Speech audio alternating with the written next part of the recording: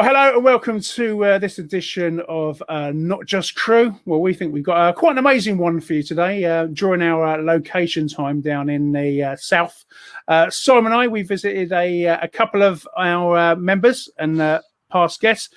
Well, on today's show, we went down to Fleming Way, Virgin's old headquarters, to meet up with Nick Williamson, who used to be cabin crew and then went on later to start his own film company. Of course, my hardy sidekick, Simon Costello, was there.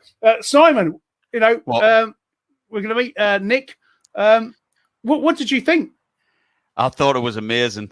It's just rubber stamps everything what we kind of talk about at Not Just Crew, where people have just gone on to different things after flying. It's not the end of the road at all. There's Nick started his own filming studio company. Unbelievable. He's got a few people working for him now. He's not from the Crawley area originally, but he's set root there and he's doing so much and he's given back to the Crawley community as well. So it's, as you'll find out as the show goes, what he's actually been up to. Amazing. Yeah. No, he was. And I must admit, and we will see this come up, I was quite amazed how much he's actually put back into a town that he's not even from. And it's amazing that they will see this. And hopefully we should be able to get his business up on our crew market as well. Yeah. Well, crew be able to get a nice discount from there, which Nick said he'll do. So we'll pop that up on the market at a later date. But in the meantime, enjoy the show and Nick Williamson in Fleming Way. Well, hello and welcome to this episode of Not Just Crew. Today we're in the home of aviation, or my home anyway. Today we're in Fleming Way, which used to be the sort of base of Virgin Atlantic and such other airlines. Today we'll be joining Nick Williamson, who used to be cabin crew, and now is a master of film and television. You'll see what I mean shortly. So join Simon and I in just a few moments.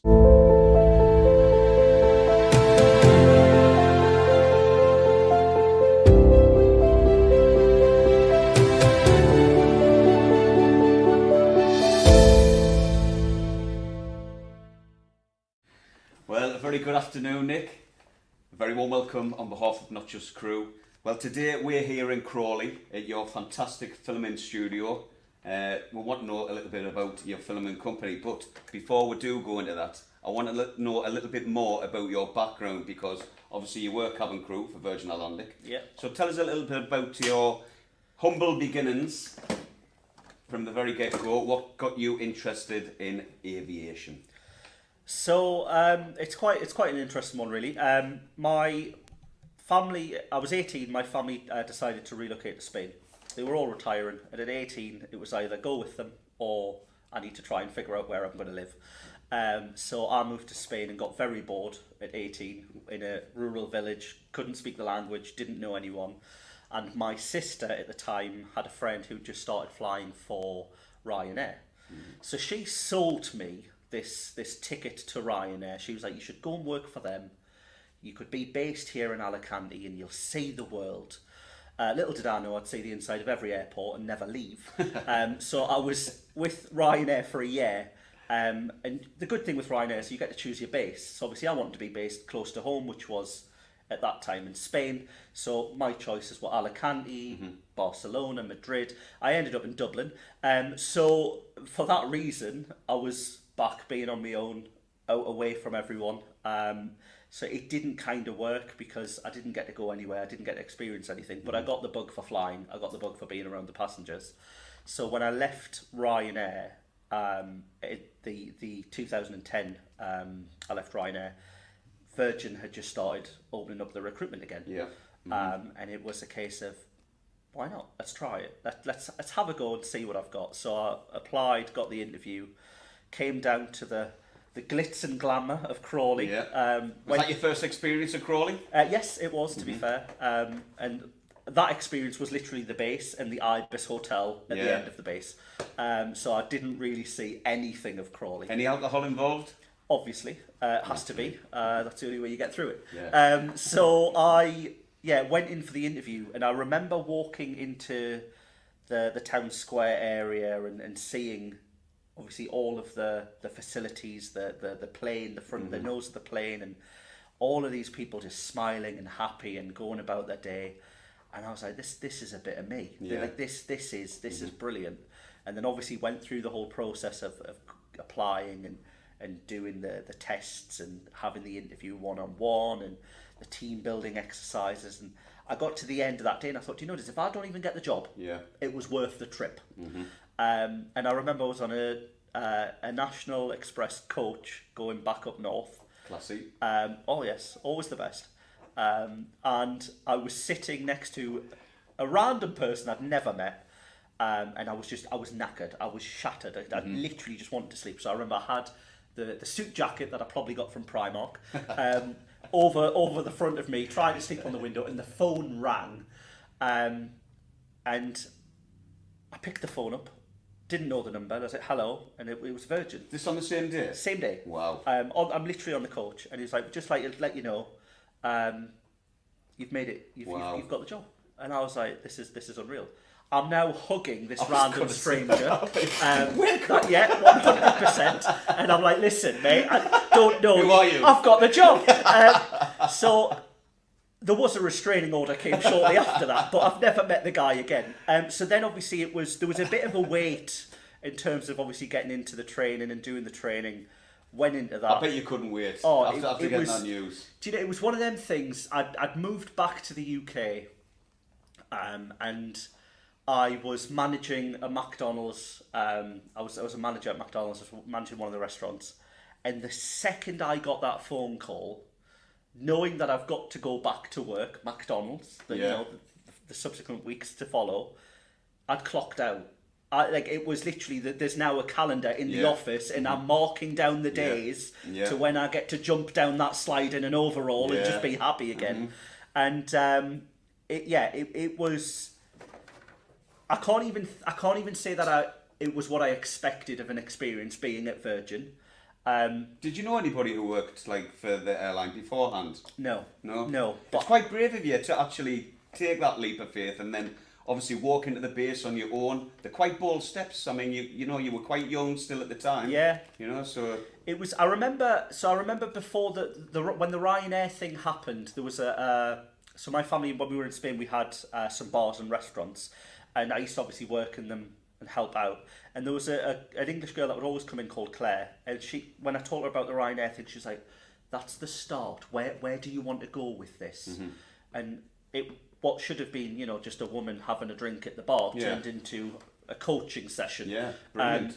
And she was like, where BA, do you want BA? Do you want Virgin? Do you want to go higher?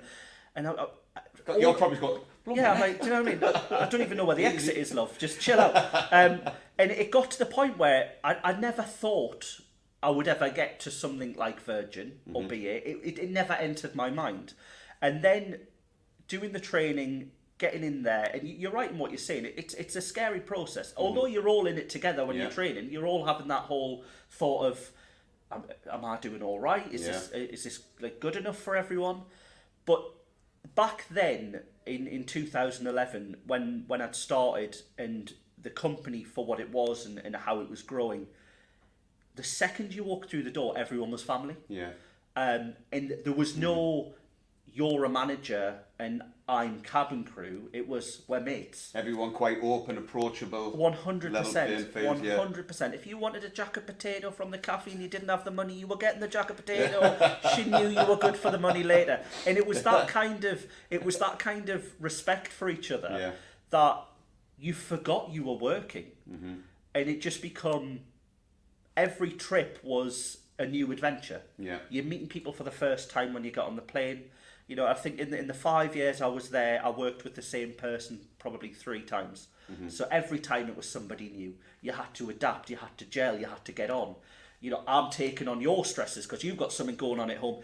Absolutely trivia, meant nothing to anybody on the ground. But when you're in the air and you're in that aircraft, and all of a sudden, the tyre pressure light's gone on. It's like, right, everyone, rally round. How can we help? Yeah. And it just got to a point where it become a passion to just get up, put the uniform on, go to work. Yeah. And sorry, the passengers were never part of that passion. Yeah. It was the crew. It was, where is this day going to take me now? Yeah. I'm on a flight to New York. Will I get home? I don't know. Am I going to end up somewhere else? And it just snowballed. And I think it was such a fast process where when I left, I look back now and I think, was there anything more I could have done? Could I have, for example, documented it more? And I know now, as technology's changed and social media's become bigger, you've got people on YouTube that document their life as cabin crew, and you have TikTok and I look back now and I think, I'm doing that job. I do that for a living now. What was available at that time when you joined in 2011? Was there anything? Because I left in 2009, and there was like camera phones were just kind of like taking the next leap, and technology was getting awesome. So like there was never a moment when I joined in '98 other than a camera to document things and memories. Yeah. And then now it's so much more available. I think I walked into the base in training with a BlackBerry. So that'll can tell you about the technology. I've just got one of them. Yeah, well done. You're catching up. So yeah, it was strange because obviously we were talking previous to this, and you know about the progress where I had that brainwave idea. I'm going to learn how to fly. Yeah. I moved to Crawley when I started, and I moved in with a fellow cabin crew member at the time called Jose Pereira. And he was doing that whole process of learning to fly. And I suddenly want a tequila right now. yeah, absolutely. That guy knows how to pour a mean drink. And so I started learning how to fly in LA. I was using the allowances. Virgin, if you're watching, I was using them for food and drinks and pie, whatever that random thing was that was always on there. But I was using the allowances to learn how to fly, and I started documenting that. But that was like 2014, 2015, towards the end of me leaving. Yeah. And that kind of took traction. I was using YouTube. I was documenting the fact that I'm learning how to fly, and I purchased that crazy camera. I purchased a really expensive camera because I was like, I want to up my game. It was really expensive camera. I want to up my game for the fans. You know, the three people, one of them subscribes, is my mother. I want to up my game. Could crash the plane, but it'll be in HD. So I got the camera, and as you've seen it would definitely not fit between two seats in a small plane. And it was at that point where I was starting to wind down, starting to leave. I was looking at it and I was like, I could have just went round all of the destinations and just reviewed a restaurant. Absolutely, yeah. Or just reviewed a coffee shop, or just reviewed the hotel. And that could have went somewhere. Yeah. But I didn't do it. And I think the thing that I took from Virgin was this outward, bubbly, just be happy, be friendly, be nice, and help as many people as you can. Yeah. Because it'll always come back in some way. To that point, I'm now sitting in offices at the end of Fleming Way. RIP the base, because I know weeks just gone, it's kind of disappeared. Yeah. But that's where my whole Crawley life and Southern life started, and I'm now in my own place at the end of that road. And I would not be here if it wasn't for all of those crew members on crazy night flights telling me you can do it, or oh my god, that's brilliant, let's do something with the camera. Yeah. Normally it's a catamaran in St Lucia, and you know we're filming everyone drunk. I'll release them later. Yeah. And but it's all of that sparked me to say you can do it. Going into SCP every year, you always tell yourself, I'm never going to do it. Last time, right? Last year. This is it. They're going to get me this year. They're going to get me. And it's all of that build-up of knowing that you can actually do something if you put your mind to it. Through the years of me being at Virgin, I've watched crew members start up their own fashion line, selling clothes online, to, barbecue sauce and selling that. And you name it, someone's done it somewhere. I think there's been stuff done in Dubai, but we'll not talk about that. And it's one of them things where if you've got the time, which Virgin fortunately gave us, flying does give you that time to think and look inward and look at yourself and look at what skills you might want to have done but didn't have the time to do it. Plus mix that with the passion of there's never a crew member that says you can't do it. Yeah. Everyone's backing you. Everyone. So I started filming weddings, and I'd done a couple of crew weddings, First wedding I done for free. Next wedding I done for the deposit was £60. They paid me in scratch cards. I cashed them in. They were valid, and it just snowballed. But the one thing I've took from 2013 when I started filming weddings to now was just be yourself, and just get on with whoever you need to work with, because that could blossom into something amazing, and if it doesn't, you had a good time doing it anyway. And I believe you've got a regular on your show, Ali. There's a lot of irregulars on the show. Well, Ali. So I met Ali on a flight. We positioned to New York, and she was telling me about how she was wanting to do this voiceover stuff. Wow. She just started doing the classes for it. We got talking. Obviously, we were friends. We were chatting back and forwards. I was loving the fact that she wanted to go off, and pretty much like me at that time. You're going off. You're doing something. You're putting the uniform down, and you're not going to give out that beef. Absolutely, oh my God, this is brilliant. And then I'd left Virgin in 2015 in the September, and Ali approached me and she's like, "Oh, I want to do a show reel, and just little bits that she wants to do." So we got in the car and we started out at Gatwick Airport. She was doing a news report on aviation and how she used to be in that plane, and the planes landed at the same time. And then we were down in Brighton at the top of a building, and we're doing all these different show reels to put together for Ali. And that little job with Ali was the reason why, of what I've said earlier, of you just got to get on with it and just do it and just love it, because it's those people that come back later on. I was never expecting Ali to knock on my door and say, "Can we do something?" But it was the bond that we had on the flight, and the laughter over some passenger kicking off because we'd run out of pasta or whatever it could have been, where you'll always remember. You always remember that person you met on a flight. You mightn't remember their name, because let's face it, we never read tags. We just look at the person in a uniform. So you right now don't know. You put your uniform on. I recognise the face. And it's one of them things where, you served me when I was 7. And God, I'm old. And it's just one of them. It's nice to know that people need help. Absolutely. And whenever I need help, I know I've got those family members, whether not just crew, where there'll always be someone there for something. Absolutely. And it's just been an absolute dream. That's it. I mean, it's clear and obvious to us all the amount of amazing people that we have flown with, and created friendships and bonds, and just the stories of inspiration, isn't it? You know, like you're meeting all these people doing totally different things, and it doesn't. You know, all it does is inspire you and keep your eyes open to know that anything's possible. And if you're passionate enough and you're prepared to put the time in, then anything's possible whatsoever. So thank you so much. We're going to move over to our next section where Trevor is going to take over. Over to you, Trev. So here we are in the creative centre of the filming company. Again, I'm with Nick Williamson. Nick, looks amazing. Looks very much like a flight deck. That was the inspiration I took from this. It was. And if you had visitors in here, they say, "Oh, what does this do? What does that do?"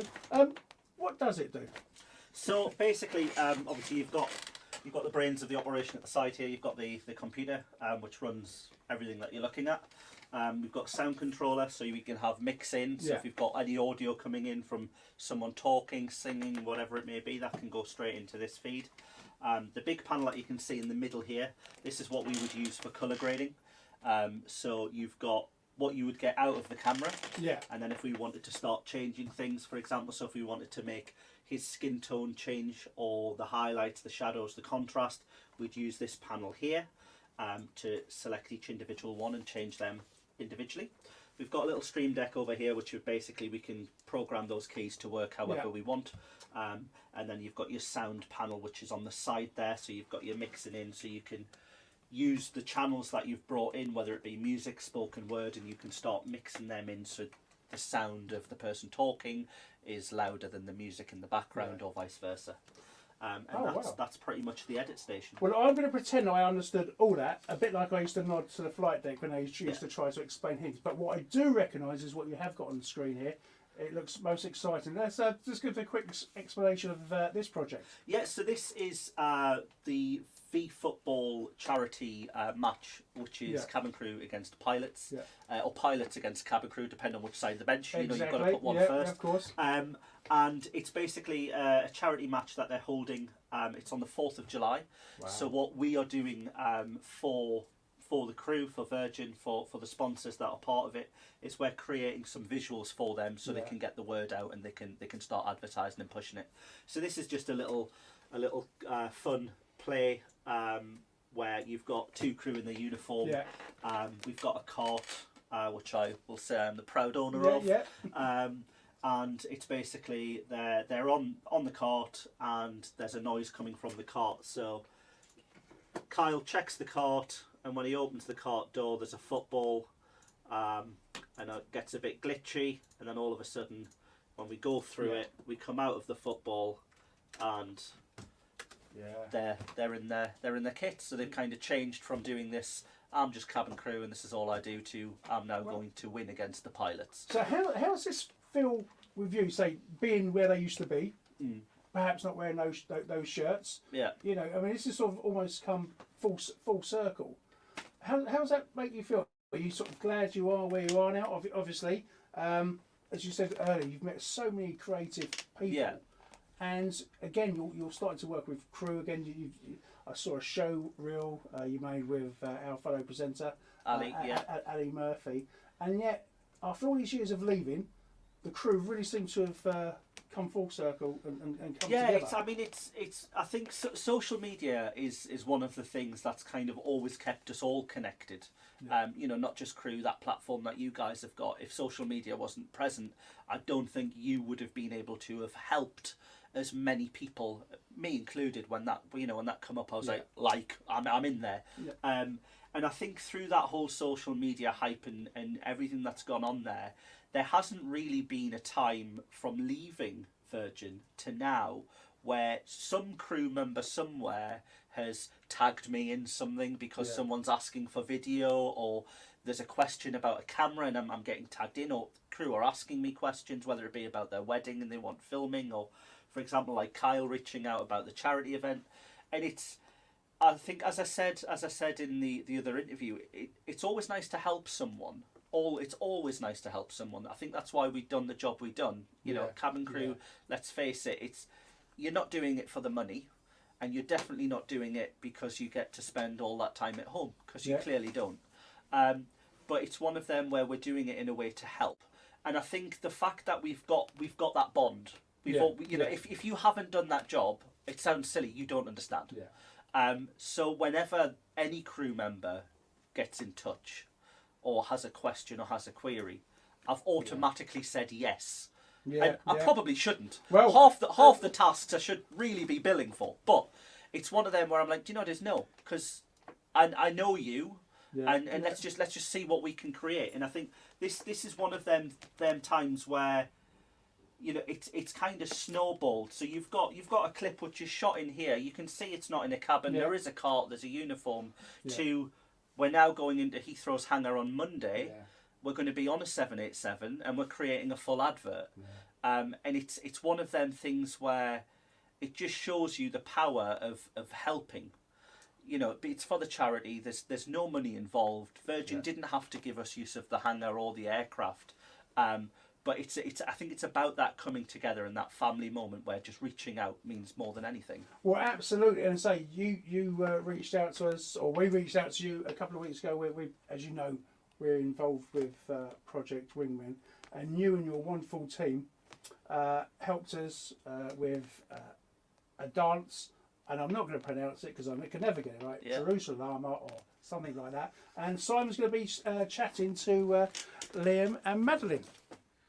Well, afternoon guys, listen, welcome. Now Nick's not alone in this fantastic studio. He has an amazing team. You guys are the team, so please just introduce yourselves to Not Just Crew.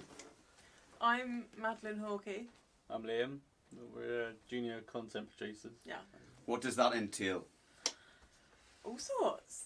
It's a That's a bit of mixture. everything. Yeah. Intriguing. It's a mixture of trying to reach out to new clients, forming sort of connections, and as well as like shooting, editing, and going on location and stuff like that. What's it like going on location? Which is the most exciting element of the job that you do? Apart from me and Trev, obviously. Definitely getting out and actually doing the, being on site and shooting is always the best part. Have you had one specific moment where you've enjoyed it the most so far? It's got to be Project Wingman, no doubt, isn't it? Project Wingman? No doubt, that was the one. That was fun. So what was your involvement with the Project Wingman? We turned up at the hospital and sort of had a little brief with Trevor about what we were sort of going to do on the day, and it was just a mixture of filming bits of B-roll, so things to cut to during the video, as well as the actual scenes and the storyline that they wanted. Did you do the dance? I might have done a little bit on the side. It was not filmed. That's okay. But you have accepted the challenge and decided you want to do it now, isn't that true? Oh, no! No. Oh, well, I think it was Liam who wanted to put himself forward. Oh, you do that. You do that. It's the whole time editing, and both Nick and Mads are just they're spending more time dancing to the music. Liam likes to do things behind the curtain. Yeah. Alone. Right, let's move on from that one. So guys, your work is absolutely, it's amazing, and this studio is fantastic. So, long may it continue. Keep up the excellent work. It's fantastic what you do, and we're super proud of the work that you've produced for Project Wingman. So thank you very much, guys. Thank you. Thank you. Well, talk of the town. Yeah. And now I know this is about Crawley Town Football Club. When I first moved down here in '98, I think Crawley Town were like non-league. League 2 now, I do believe, and they've survived. They've got another season in League 2. I'm sure a few years ago, didn't they were in the League 1. Yeah. With the kind of push to get into the Premier League eventually. There's been a lot of things going on with Crawley Town. Now you're working. It's kind of strange. It's like you are now based in Crawley, right? Yeah. Your whole life from that very early start when you came and set foot in the base to work for Virgin Atlantic. Now you're very much based and you're settled in Crawley, and you're doing so much for the local town. So tell us a little bit about Crawley Town and your association with them. Yeah, so I think everything kind of goes through. There's a common thread watching this. I keep going back to social media, and just before this kicked off, there's a local community group, and they were doing the clapping, the COVID claps every Thursday for the NHS and the heroes. Thank you. Yeah, you're welcome. And was that right? Yeah, you did right. Yeah. I'm not just an ambulance driver, by the way. And he did say he was paying me 20 quid for yes, that. I did. And what I put forward was for this group on social media, if they get the claps, if they get people recording them, send them to me every Thursday. I'll make a video and I'll put it out. Brilliant. So every Thursday my phone literally blew up. There was 400 videos from everyone around Crawley showing from their oldest grand to their youngest child clapping, trumpets, trombones, drum kits, you name it, was all going on. And through that, I got in touch with Crawley Town because they wanted to do more video work for the community. They wanted to put stuff out for their fans because at this point, 2 games into the season, no fans were allowed to come watch the game.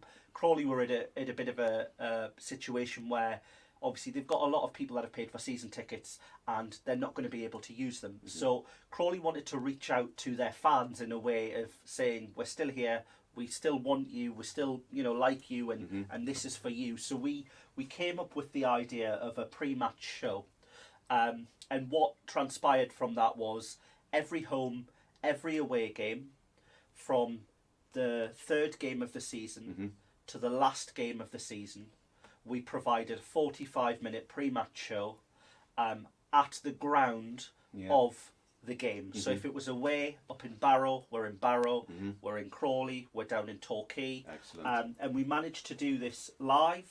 We put it on every game, come rain or shine. Locations were a bit sketchy at points. We were in Leighton Orient. They put us in a disabled toilet. We still put the show out. Yeah. We still put the show out. We've been at the back of the players' bus. Through that, obviously, we went through the signing phases, so new players coming in. You may or may not have heard of Mark Wright, footballer. I think he does some stuff on the radio, may have been on TV over in Essex. I think that's the only way, really. And so, as a company, we took on the interviews of the new players coming in. We took on the kind of launch videos of their signings. That got took on by Sky Sports. Brilliant. So our footage has been put out on Sky Sports. Also been put out with the BBC when Mark Wright's put out his documentary about him, you know, his last chance. And then we got this for completing. So it was very kind of Crawley Town for completing 48 shows of Talk of the Town.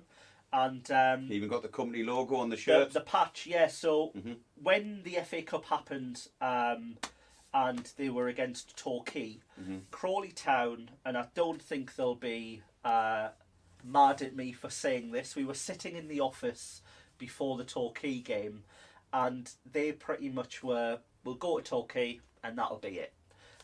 So we basically said, well, look, we'll sponsor the sleeve for round 1 of the FA Cup. We'll give you some shows for free, Talk of the Town, and we'll go out with the boys during the Torquay game, which to date I think is probably the most famous FA Cup first round game ever. Of course. And it's just been an absolute whirlwind from. And football was never really a thing that you were interested in, wasn't it? Like, you know, up until your involvement with Crawley Town. I'm not embarrassed to say it, couldn't stand the game. And he's from Newcastle, by the way. Yeah. You know, this is shocking information. Didn't understand it, didn't get it, thought all players were just completely overpaid. And well, that's true. and you know, it was one of them things where I always sat there and I thought, look, why would I want to sit and watch somebody kick a ball around a field? Now, Unless it's Mark Wright. Unless it's Mark Wright. Gemma Collins, she might be in next season, I don't know.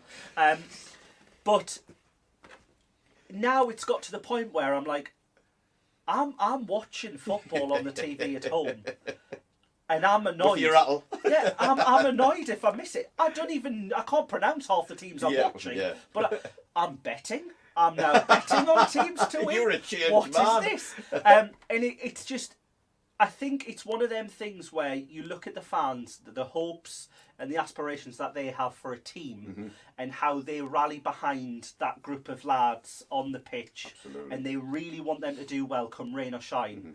And I think when you put all of that into it, and we've been able to put this out to them, and the comments that we've had, so we ended the season with 127,000 viewers for this show. That didn't exist when we first started it. It wasn't anything that Crawley had ever done. Yeah. We've had comments from the EFL and from other leagues telling us that we're pretty much on par with what some Premier League teams are putting out. And it's just been amazing to meet so many people through the country, especially during COVID, from, you know, the borders of Scotland up in Carlisle to all the way down to Torquay. And I think we've all felt like we've been in a bit of a bubble during COVID, in your towns, in your cities, and where you live. For me to have gone to each and every stadium and seen that we're all in this together, it's actually been uplifting in such a harrowing time that we've all went through. So I'm thankful to Crawley Town for choosing us as a supplier. Do you know what, Nick? What's really amazing is that you're giving something back to a place, a town where you've moved in. You've kind of clearly taken it, you know, with you. You know, you've took it to your heart. It's where you are now, and you're giving something back.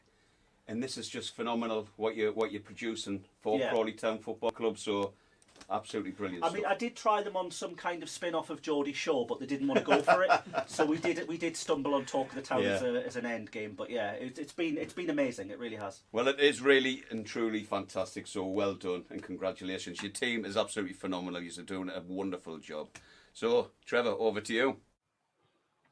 And there you go. And there's Nick's story, which to me, I thought was totally amazing. In fact, I was more impressed when I went there,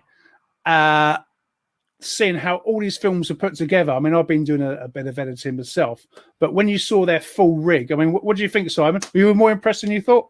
No, I thought it was rubbish. Did you? After we've just like played it, just not impressed at all. Of course, unbelievable, man. It's just great, just to see all that equipment. It's like, I don't know how he does it because it looks all confusing. But what amazes me the most is the fact that Nick didn't, he didn't like football whatsoever. He had no like love or passion for football. But because of what he's been doing in his local Crawley Town community, working alongside them, he loves football now, which is all good because Mark Wright's there. Mark Wright. Yeah, Mark Wright, bit of the old Essex guy. No, that was really good. I mean, his program, Talk of the Town, again, it isn't something he had to do, but he's really sort of put back into Crawley. And honestly, I thought it was amazing. And Liam and Madeline, I thought they were absolutely great as well. But next week, I think we're going to be talking to or about pointless plants, which in itself was I mean, that was another great, and I'm loving doing this location work, and hope we'll be doing some more later. Well, it's a good excuse to get out the house, isn't it? It is. No, it is, and say, but it's. Do you know what? It's because we talked about it for so long. And to actually be able to do it now, get in the car. I mean, say logistics wise, and say if it weren't for the donations people have given us via the website, it'd be hard to actually finance these things. So thank you to everyone who's been doing that. But yeah, we want more stories. Send your stories in, and this hopefully is just going to grow and grow. And in a couple of weeks, I think we're going to have some quite exciting news for everyone. It's certainly wowed us, isn't it? Oh, you little tease! Yet, but... You little tease! Yeah, absolutely. So keep and watching. Also, I mean, we've got plane reclaimers to come as well. Yeah. I mean, we've got some amazing footage of down when we were in Cardiff area. What's the area called again? St. Athens.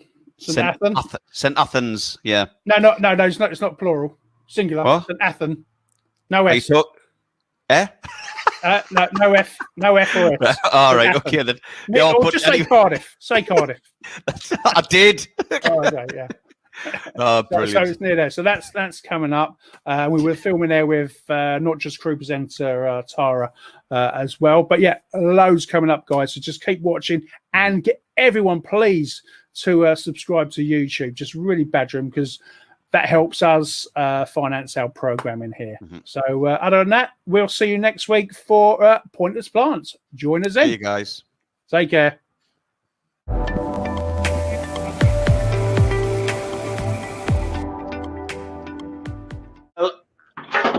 Oh, there's my aeroplane caught flying.